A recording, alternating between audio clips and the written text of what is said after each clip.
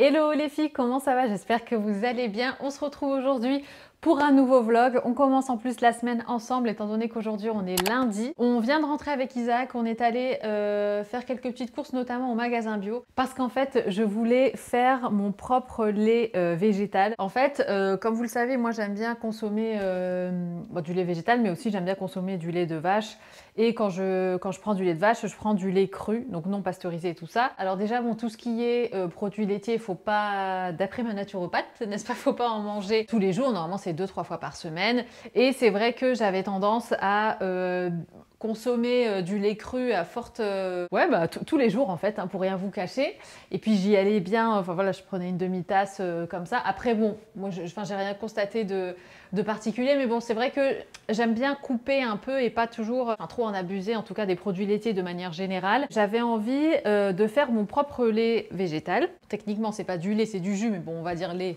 Voilà, parce que c'est plus simple, tout le monde comprend. Mais le truc, c'est que je sais que le lait d'avoine, c'est pas ce qu'il y a de mieux en termes de composition. Ça va peut-être en étonner certaines, mais en fait, le lait d'avoine, après, ça dépend des laits d'avoine, mais ceux qu'on nous vend dans le commerce, notamment le lait d'avoine, comment il s'appelle celui-là? Je m'en rappelle, j'avais pris toute une cagette sur Amazon, alors qu'en fait, il est pas bon. Enfin, pas en termes de goût, mais en termes de compo. C'est le Barista... C'est quoi la marque? C'est pas Alpro, Oatly.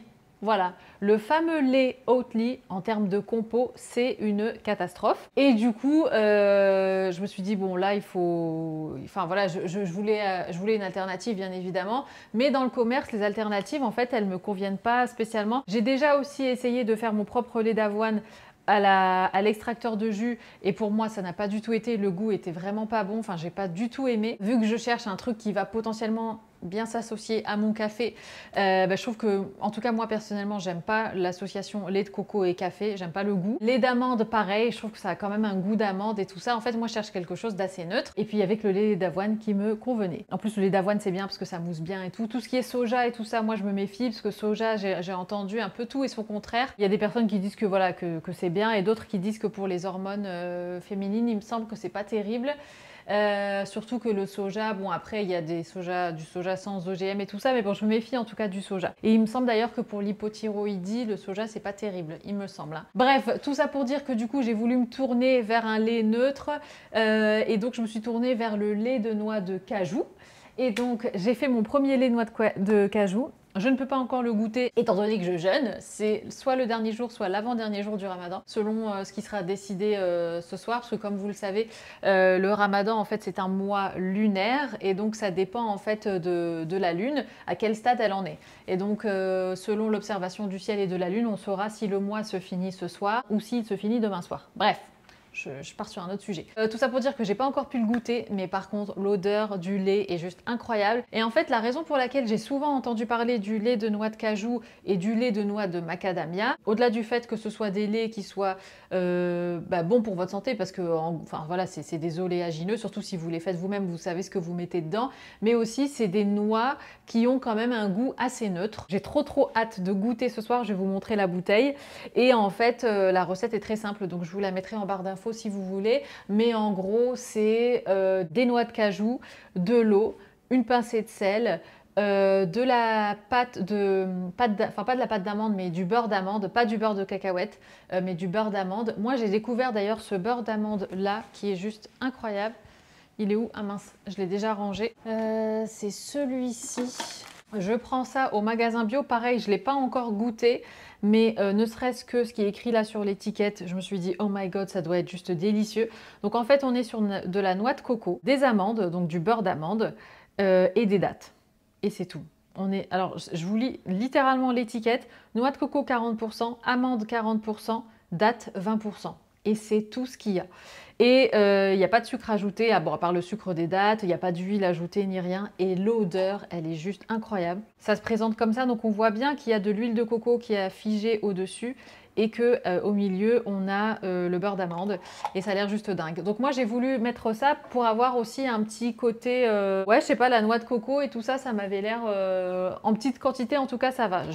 Comme je vous l'ai dit, vu que je cherche un lait qui soit neutre. Je voulais pas trop mettre de noix de coco et tout ça, mais en petite touche comme ça, je pense que ça doit apporter quand même un petit goût assez agréable. Surtout que c'est le genre Enfin, moi, j'aime bien aussi boire tout ce qui est matcha. Et je me dis que par contre, noix de coco, matcha, ça doit super bien matcher, c'est le cas de le dire.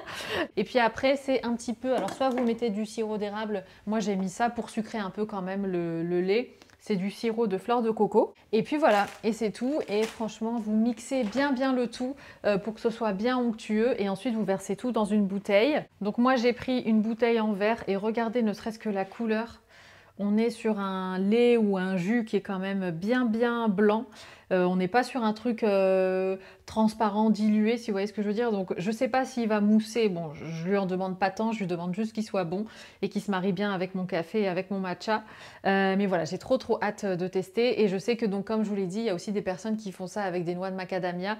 Après, je pense que les noix de macadamia, c'est quand même plus cher que les noix de cajou. Mais voilà, et puis j'ai pris des noix de cajou de chez Lidl. Où est-ce qu'elles sont ? J'ai pris celles-là, elles sont ni torréfiées ni salées. Donc elles sont comme ça neutres. Et on verra et je vous dirai si c'est bon ou pas. Après, bien évidemment, si c'est bon, mais on peut partir sur des délires de noix de cajou pistache, pourquoi pas noix de macadamia, on peut partir sur... Enfin, laisse tomber, après ça peut être à l'infini quoi les combinaisons. Mais ouais, mais franchement, j'ai trop hâte de tester et rien que l'odeur, ça sent trop bon. Et sinon, alors justement pour en revenir au thème que j'ai abordé la dernière fois, donc qui était sur le rangement, l'organisation et tout ça, je vais pas dire que je suis en plein dedans parce que j'ai encore rien commencé. Par contre, je sens en moi l'énergie qui revient. Ah oui, parce que je vous ai dit sur Insta qu'en fait, j'étais pas mal fatiguée ces derniers temps et du coup, j'étais pas trop active sur Insta. Honnêtement, je me cantonnais entre guillemets. Enfin, pour moi, la base, c'était au moins un vlog le dimanche. Et puis après, voilà, des stories sur Insta. Mais c'est vrai que la fatigue qui s'accumule et tout ça. Puis en plus, alors après ça, on y croit, on n'y croit pas. Mais j'avais déjà entendu, j'avais une copine qui m'avait dit que quand tu te rapproches de ton anniversaire, en fait, l'anniversaire, c'est ta nouvelle année à toi, selon la date de ton anniversaire. Et elle m'avait dit que souvent, le mois qui précède notre anniversaire, on est plus fatigué parce qu'en fait, tu arrives à la fin de ton cycle et du coup à la fin de ta réserve d'énergie. Après, encore une fois, voilà, je ne sais pas si c'est vrai ou quoi, mais j'ai trouvé ça hyper intéressant parce que c'est vrai que souvent, moi, au mois d'avril, je suis KO. Donc voilà, moi, je trouvais ça hyper intéressant. Et d'ailleurs, c'est pour ça que je suis plus une adepte des nouvelles résolutions, entre guillemets, par exemple la veille de mon anniv ou le jour de mon anniv, que les nouvelles résolutions du 1er janvier, quoi. En fait, le 1er janvier, c'est une date qui a été comme ça, entre guillemets, imposée. D'après certaines personnes, énergétiquement parlant, c'est notre année d'anniversaire qui est synonyme plus de renouveau et tout ça, tout ça. Enfin bref, encore une fois, je pars dans un autre sujet. Mais ouais, tout ça pour dire que j'étais pas mal fatiguée et tout ça ces derniers temps. Et donc, même si ma volonté de faire un tri était là, je ne l'ai pas fait. Mais je sens que là, déjà aujourd'hui, ça va beaucoup mieux. Hier, j'étais KO. Et j'ai bien envie, ouais, tout doucement, de faire un tri. Alors, je sais pas si vous voyez le canapé là, il est couvert de plaids. C'est des plaids, bon, en soi, ils sont pas moches, mais le résultat, il est moche. Mais en fait, c'est parce qu'on a fait nettoyer le canapé. Il y a une entreprise qui est venue pour le nettoyer. Et du coup, j'ai envie de le garder propre pour le projet déco. Vous savez qu'en fait, il était sale, honnêtement. Au-delà de la poussière, il y avait des auréoles. Vous savez, là où on pose la tête, il y avait une auréole de sébum et tout. Puis, il y avait des petites taches par-ci, par-là. Et donc, j'avais envie qu'il soit propre pour le projet déco, pour vous montrer les résultats avant-après, tout ça avec la déco, le parquet et tout.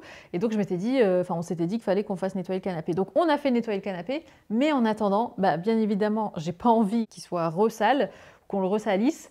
Et du coup, je l'ai couvert de plaid. Donc, c'est pas hyper joli, franchement, j'aime pas, pour rien vous cacher. Mais je tolère le truc en attendant le projet déco, si vous voulez.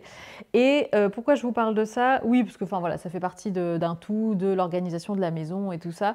Et j'ai vraiment envie de faire un tri. Et aussi, j'étais dans la cuisine et si je vous montre mes tiroirs, genre le tiroir à goûter, entre guillemets, de la cuisine, mais il déborde. Et c'est pas des goûters, bon, il y a quelques petits trucs voilà, de goûter comme ça industriels, on va dire, mais c'est principalement des paquets de noix, justement, ce genre de choses. Je l'ouvre avec vous sans aucun filtre, mais voilà. Voilà où on en est. Donc en fait, j'arrive plus à placer à bien ranger mes paquets parce qu'il y en a trop. Il y en a trop partout. Il y a des chips. Ça, c'est les spéculoos que j'utilise pour faire le tiramisu. Là, les boîtes de conserve, elles sont... Enfin, pas de conserve, mais les boîtes en verre plutôt.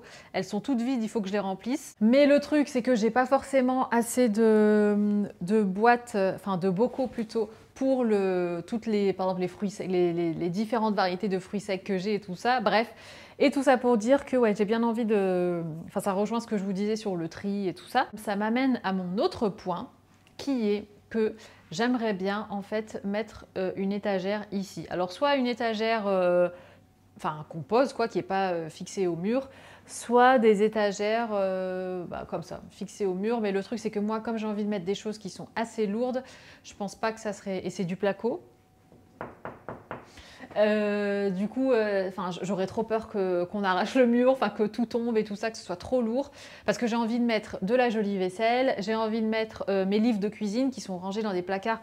Alors que moi, mes livres de cuisine, je les adore et c'est aussi pour ça que je m'en sers pas trop parce qu'ils sont toujours rangés. Donc voilà, donc ça rejoint aussi ce que je vous disais. Et du coup, je me dis que je pourrais aussi très bien mettre des jolis bocaux et tout ça avec des jolies choses ici. Ou bien après, on a aussi ce fameux coin-là où il y a actuellement le tableau. On pourrait très bien aussi fixer des étagères. Bon, là aussi, c'est du placo, mais pourquoi pas, enfin voilà, mettre de la vaisselle et les livres sur le mur là et mettre tous mes bocaux ici, par exemple. Enfin, je sais pas trop. Mais en fait, notre cuisine, alors elle est grande en termes de volume, mais en termes de rangement, il n'y a pas beaucoup. J'aimerais bien aussi, et je pense que ça aussi, ça nous ferait gagner vraiment plus de place en termes de rangement, c'est d'enlever cette hotte parce qu'elle est absolument énorme. Elle prend tellement de place alors qu'on pourrait faire un meuble entier vraiment jusque-là avec des rangements, placards et tout. Mais je ne sais pas si une hotte, ça se remplace facilement. Si, enfin, je sais pas, mais celle-là, elle est j'allais dire immensissime. Bref, elle est immense. Donc voilà, et je vous assure que je me cogne souvent la tête sur le coin là de la hotte, ici là, mais souvent. Enfin, je peste contre la hotte.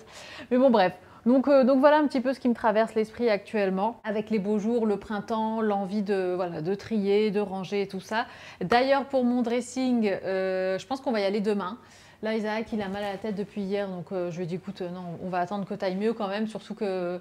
Enfin, voilà, porter des trucs lourds et tout quand on a mal au crâne, mais c'est même pas la peine. Donc quand il ira mieux, je pense courant cette semaine, on ira chercher le dressing. Et du coup, pareil, j'ai trop hâte de faire du rangement parce que dans ma tête, je sais déjà un peu comment je vais faire le truc. En fait, ça risque d'être un petit peu trop de rangement, mais du coup, c'est bien parce qu'il y aura plus d'espace et je pourrais incorporer peut-être, vous savez, un peu style concept store comme j'aime bien faire en termes de déco. Donc avoir des fringues avec des éléments de déco, pourquoi pas mettre mes sacs plus en exposition plutôt que tous claquer comme ça là-haut de mon dressing actuel. Enfin voilà.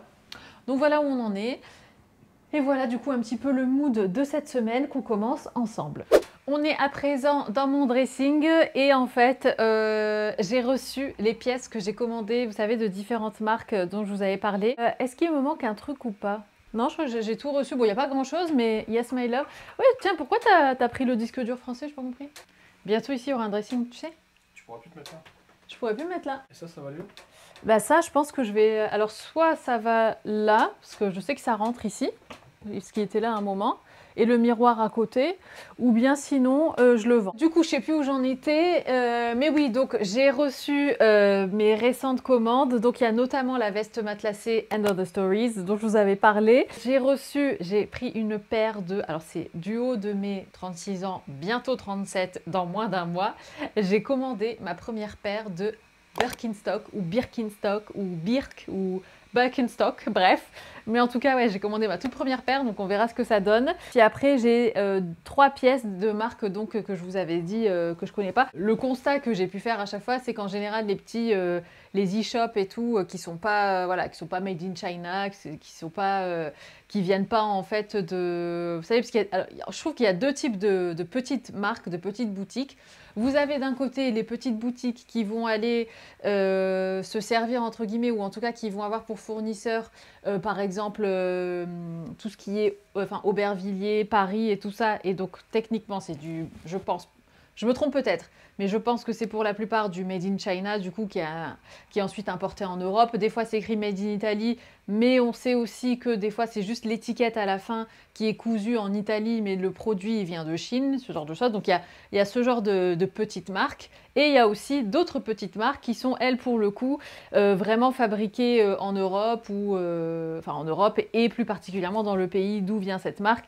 Par exemple, cette marque-ci, Sicel et Delbo, alors eux, pour le coup, c'est des produits qui sont fabriqués en Inde et vraiment par des femmes indiennes. Et après, c'est aussi la robe que je vais vous montrer, elle est faite par des chutes, enfin via des chutes en fait de sari indien du coup. Au lieu que ce soit jeté, la marque les fait en fait coudre par des femmes indiennes là-bas pour en faire des robes. Donc ça, avec vraiment avec les chutes de sari, j'ai hâte de voir ce que ça va donner. Et une autre marque qui s'appelle Rouri, je crois, c'est une marque pour le coup espagnole. Et ce qui est assez fun, c'est que sur Insta, on voit vraiment les coulisses et c'est vraiment elles qui vont coudre tout ça à la main. Donc je trouve qu'il y a deux vraiment types de petites boutiques.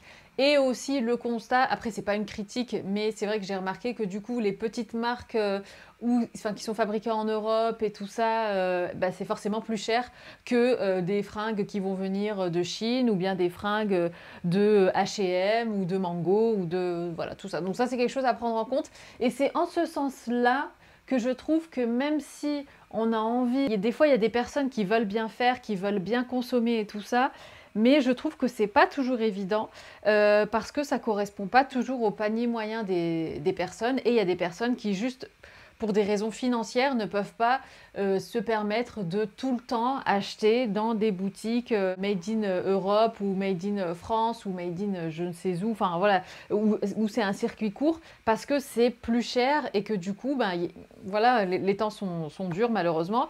Et je sais que il y a des personnes qui veulent bien faire, qui ont toutes les bonnes intentions du monde, mais qui n'ont pas d'autre choix que de faire du shopping auprès de marques beaucoup plus abordables. Et ça aussi, c'est un argument que j'entends. Après, je sais qu'il y a les friperies et tout ça, mais voilà, c'est vrai que je comprends aussi cet argument-là. Donc voilà, mais en tout cas, j'ai pensé que ça pourrait être sympa de vous montrer un petit peu.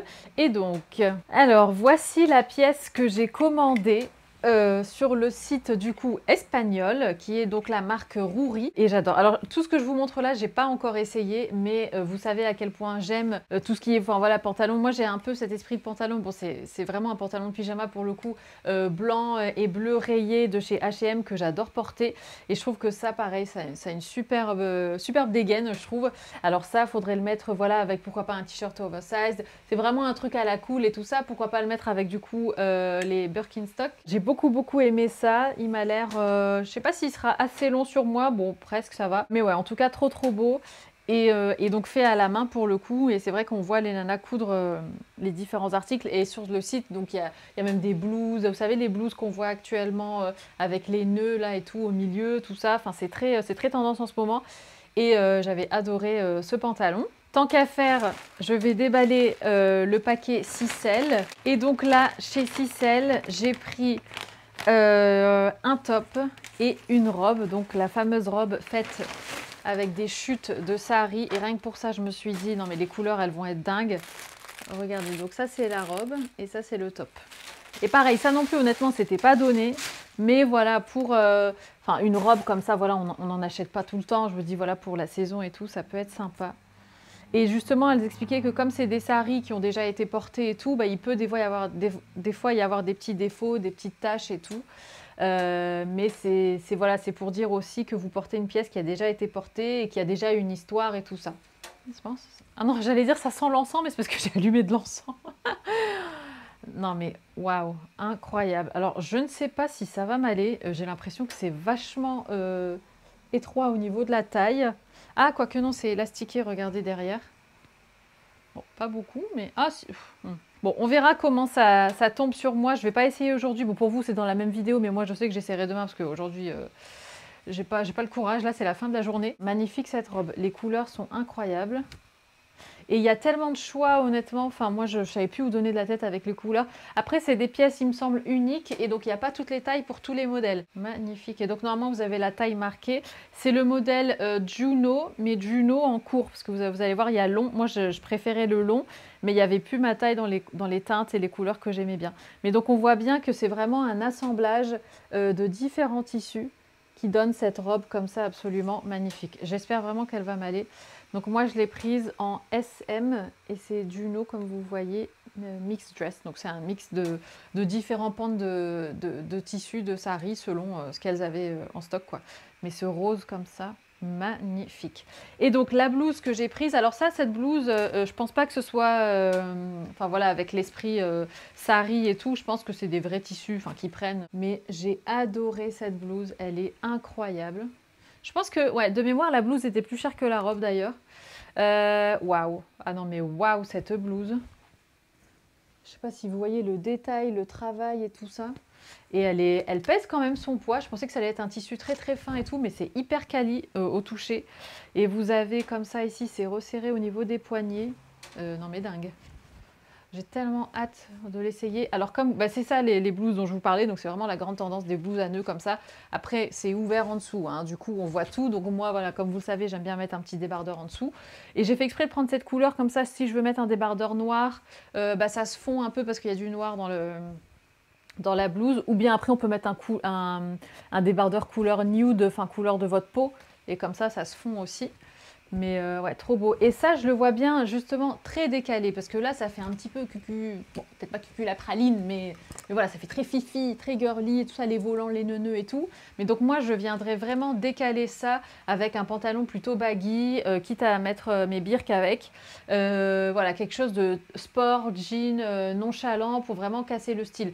On peut, après chacun ses goûts, comme toujours, on peut y aller à fond dans ce style-là, bien sûr, mais au quotidien, j'aurais plus tendance à porter comme ça, ou bien avec des baskets même, trop beau, avec des cheveux un peu plus courts. D'ailleurs, pour la petite anecdote, je devais aller chez le coiffeur vendredi dernier, et en fait, ma coiffeuse, elle avait du retard au niveau de ses rendez-vous. Et elle m'a demandé de passer plus tard, et en fait c'était trop tard pour moi, donc je lui ai dit écoute, non c'est pas grave, on fera la semaine prochaine, donc cette semaine. Du coup là je lui ai envoyé un message pour savoir quand est-ce qu'elle aurait des dispos, dans l'idéal demain, comme ça j'aurai une coupe toute fraîche pour l'Aïd, mais je sais pas si elle m'a pas encore répondu. Mais ouais, là mes cheveux sont longs, franchement, enfin sont longs, entendons-nous bien, mais je vois que là c'est plus la longueur, c'est la longueur qui me saoule. Bref, allez, on va passer aux Birkenstocks. So, for the Birkenstocks. Non, alors, mes toutes premières birks. Et donc, ce que je ne savais pas et ce que j'ai découvert sur le site, c'est qu'en fait, vous pouvez choisir la largeur de vos chaussures. C'est soit largeur normale, soit largeur étroite. Et en fait, moi, j'ai un pied très long, très en longueur. Bon, voilà, je fais du 42 presque, mais qui est très étroit, enfin très fin. Et du coup, je flotte souvent dans les chaussures, surtout quand c'est des grandes tailles comme ça. En général, ils agrandissent aussi un peu en largeur. Et je nage toujours dans mes chaussures. Et là, de savoir qu'on pouvait rétrécir ça, je trouvais ça top. On va découvrir ensemble. Ah, c'est marrant, il y a tous les modèles. Donc moi, je peux déjà vous dire que j'ai pris les Boston. Donc celle-ci, c'est les gros sabots. Alors, ça va pas plaire à tout le monde. Et je vous avoue que même à moi, ça me plaisait. Ça m'a pas toujours plu, les birks comme ça. Mais je sais pas, je trouve qu'encore une fois, porter d'une certaine manière, avec un jean large, un débardeur blanc, un peu sur une peau bronzée et tout. Enfin bon, je sais que je pense déjà à l'été. Mais voilà, il y a un style qui convient bien, je trouve, au Birkenstock. Et même quand j'ai dit à Isaac que je prenais ça, il m'a dit « Ah, tu prends ça ?» J'ai dit « Mais oui, mais elles sont trop belles en vrai. » J'ai pris les kakis. Ah non, mais je vois le look. Je vois le look. J'avais plus de batterie, du coup, on remonte. Je suis allée chercher ma batterie. Et là, on remonte dans mon dressing. Et donc, comme je vous disais avant que ça coupe, je vois le look. Même avec ma tenue actuelle, ah là là là là. Allez, on va essayer au niveau de la largeur du coup. Je savais pas que les Birkenstock c'était fait en Allemagne. Oh, ah non mais c'est parfait. Bah tu m'étonnes. Non mais c'est parfait. Ah oui, non mais... Ah purée, c'est hyper léger. Je pensais que c'était beaucoup plus lourd que ça. Non mais incroyable. Alors elles existent en plein de coloris. J'avais hésité avec les marrons camel un peu. Mais je trouve que celle-là, enfin ce coloris-là est plus doux. Mais en tout cas, si vous avez comme moi un pied fin, je vous recommande vivement de choisir l'option plus étroite. Et en plus, bon c'est peut-être une question débile, mais du coup j'imagine que ça, c'est pas juste de la déco et qu'on peut encore serrer la chaussure. Trop trop bien. Made in Germany. Ouais, en plus, c'est hyper... Franchement, je ne m'attendais pas à ce que ce soit aussi confortable. Parce que moi, les seuls... Est-ce que c'est Birkenstock qui fait ça? Bah oui. Les Birkenstock, moi, que je connais, c'est celles avec les brides là au-dessus. qui sont ouvertes devant et tout. Et j'avais déjà essayé, même j'avais essayé celle d'Isaac. Bon, Isaac, il fait du 44 ou 45, je sais plus. Du coup, forcément, c'est pas, mon pied tombait pas pareil. Le rebord qui montait, d'ailleurs, c'est ça qui m'a causé un nerf pincé au niveau du petit orteil. Et en fait, ça m'a été causé à cause de Birkenstock, justement. Mais elles étaient une pointure trop petite. Et aussi, c'était le modèle, bah, comme je vous l'ai dit, avec les brides au-dessus. Du coup, c'est le modèle Arizona. Mais en mode moumoute à l'intérieur, je sais pas si vous vous souvenez. Et du coup, je m'étais dit, non mais plus jamais, enfin c'est pas fait pour moi ce genre de chaussures. Et en fait, non mais celles-là, elles sont incroyables. Et je suis bien contente d'avoir pris une taille au-dessus, parce que je suis entre les deux. Je fais pas tout à fait un 42, mais au moins... Là, pour le coup, je fais vraiment un 42. Mon pied, il arrive bien au bout. J'adore. Et je sais que ça... Voilà, c'est un look un peu grossier, c'est pas hyper féminin, c'est pas hyper glam. Mais encore une fois, bien looké. Je vais essayer de vous... Bon, jugez pas le bazar, s'il vous plaît, les filles. Honnêtement, il y en a absolument partout. C'est aussi pour ça que je veux le dressing. Donc voilà, je vous la fais vraiment sans filtre et brut de décoffrage, comme on dit. Mais voilà. Non, mais j'adore. Qu'est-ce qu'on en pense, les filles? Et je vous montre. En plus, j'ai mis des petites chaussettes. Je trouve que le contraste est encore plus mignon. Petites chaussettes à volant comme ça avec des Birkenstock. Et ça sur une peau bronzée comme je vous l'ai dit. Et aussi, vous savez, vous mettez un joli petit collier en perles. Enfin, pas collier, mais un bijou de cheville autour de votre cheville et tout avec les Birk. Même avec un short et tout. Dingue. Je vais montrer à Isaac. Je vais filmer sa réaction parce qu'en plus, il aime pas lui. Du coup, je vais voir ce qu'il en pense. Bébé? Ouais. Look? T'es confortable? Ouais. Non, mais de fou, hein, c'est hyper... Et elles sont hyper légères, je pensais pas que c'est léger comme ça. Qu'est-ce que t'en penses? J'ai dit que t'aimais pas, t'inquiète. Bah, si t'aimes bien, c'est bien. Moi, je suis pas trop fan, mais si t'aimes bien et que t'es confortable, here's the point. Yes, my love. Enjoy. Thanks. Donc, je vous mettrai le lien vers celle-ci. Et donc, on en est où? Eh bien, on en arrive à la veste End of the Stories. La fameuse. J'ai glissé aussi dans ma commande, du coup, une casquette que j'aimais trop et une paire de chaussettes. Je vais vous montrer. Ah, mais oui! J'ai oublié que j'avais pris des sous-vêtements aussi parce que j'étais pas mal déçue des sous-vêtements H&M et donc, et les trucs, les sous-vêtements, comment on appelle ça? End of the Stories avaient l'air trop mignons. Bon, je peux vous les montrer comme ça, emballés. Du coup, on a un bas comme ça que je trouvais trop chou. Le même en rose comme ça, trop mignon. Et du coup, j'ai pris les brassières / soutien-gorge assorties. Et donc, on est parti sur... Ça, c'est juste une paire de chaussettes noires, la casquette. On va d'abord parler de la veste. Waouh, non mais la couleur de cette jaquette, on est sur un... On est entre le marron et le kaki. Ce que j'aimais bien aussi, c'était... Ça fait un peu penser à Isabelle Marant. Vous voyez l'esprit comme ça, des épaules un peu structurées et tout. Bon là, avec mon pull... Vous savez quoi? Je vais enlever mon pull. Comme ça, j'aurai juste un t-shirt. Bah c'est marrant, je parle d'Elisabeth. Je parle d'Isabelle Marant et j'ai un sweat. Bah franchement, même avec mes birks, ça pourrait faire beau ce look. T-shirt blanc, veste matelassée et des Birkenstocks. Pas de jean baggy. Parce que là, entre la veste qui est quand même assez large, imposante et tout ça, et mon jean baggy, ça va du tout. Ou alors en tout cas, à minima, pas cette couleur-là. Peut-être un jean un peu ample, genre blanc cassé. Mais là, j'aime pas trop l'association des deux. Je vais enlever mon micro, parce que je sais pas si vous m'entendez bien. Ouais, dingue. Non, la veste est incroyable. La veste est incroyable. Il y a des poches. Et donc, vous avez une partie comme ça, matelassée ici. Et là, au niveau des manches, c'est uni. Moi, j'aime bien des fois fermer juste la pression du haut, comme ça. Et après, avec les mains dans les poches, ça peut faire hyper sympa. Ouais, pareil, je vois un look. Encore une fois, avec les cheveux... court, un peu coiffé, décoiffé, avec des ondulations et tout. Enfin, un truc un peu pas lisse et droit comme j'ai fait là. En fait, j'aime bien quand c'est un col montant, que le cou soit bien dégagé. Donc, j'enlèverai ouais, au moins ça. Ou bien les cheveux attachés. En fait, c'est un peu le même principe que quand je mets une chemise ou une blouse qui a un col un peu comme ça, col Mao et col tunisien, je crois on dit, je sais plus. Non, pas col tunisien, mais col Mao, je crois. Quand ça monte un peu, j'aime bien plutôt dégager le visage, soit par des cheveux plus courts, soit par un chignon, une queue, un truc. Mais sinon, je trouve que ça fait trop de masse. Il se passe trop de choses ici, j'aime moins. Ou bien quand on a les cheveux longs, par contre, je trouve ça hyper beau. Les cheveux longs détachés, mis derrière les oreilles et mis derrière en fait au niveau du dos, qu'il n'y ait pas de cheveux qui tombent là devant. Je trouve ça trop beau aussi. Et donc, oui, la casquette. C'est une casquette... en fait, j'ai pas mal de casquettes, mais elles ont toutes un logo, un truc, un machin. Et des fois, j'ai pas envie de porter de logo.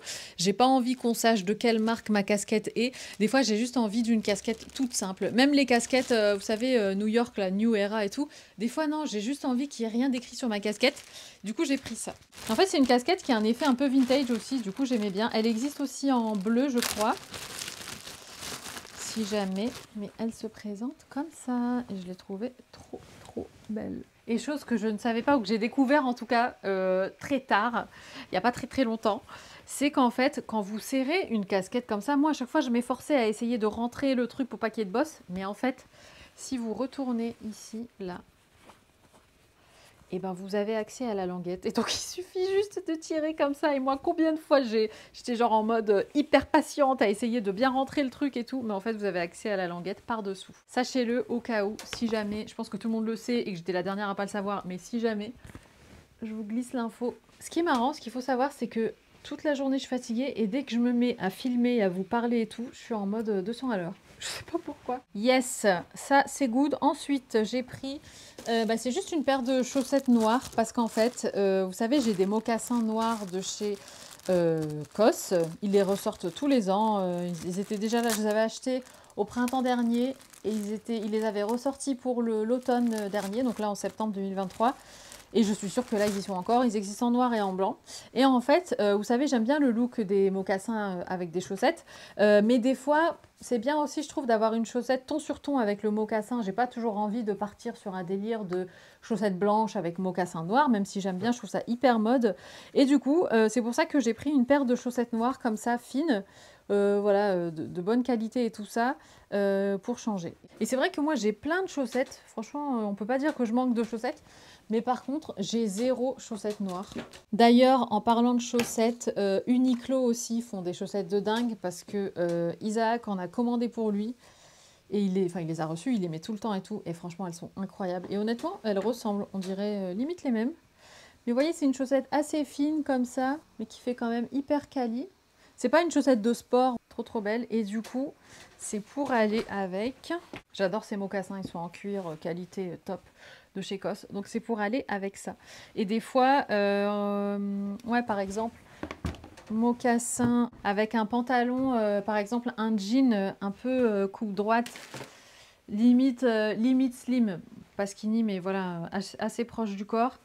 Un look assez... je vais pas dire féminin parce que bon, des mocassins c'est justement masculin à la base, mais voilà un look un peu chic, un peu apprêté avec un jean plutôt proche du corps, des mocassins. Alors soit on met pas de chaussettes, soit avec des chaussettes noires pour pas que ça tranche trop. Canon. Je vous montre, il faut faire abstraction de mon jean actuel, mais du coup ça donne quelque chose comme ça. Donc admettons avec un jean, bon plus foncé, un jean plutôt brut je dirais, mais au moins voilà, on est sur un ton sur ton, c'est moins choquant que des chaussettes blanches par exemple. Et vous voyez les chaussettes là, peut-être que vous les voyez mieux en fait portées, elles sont côtelées mais assez fines. Du coup, elles sont hyper confortables aussi, très douces. Donc voilà les filles pour mes petites emplettes du moment. Ah, je peux peut-être vous... Ah non, bah je vous les ai déjà montrées, mes chaussures Bobbies. Vous savez, les léopards, moi, je vous les avais déjà montrées. C'est celle-là, trop belle. Donc voilà, donc là, je vais faire du rangement. Je vais me poser un petit peu et puis je vous retrouve plus tard.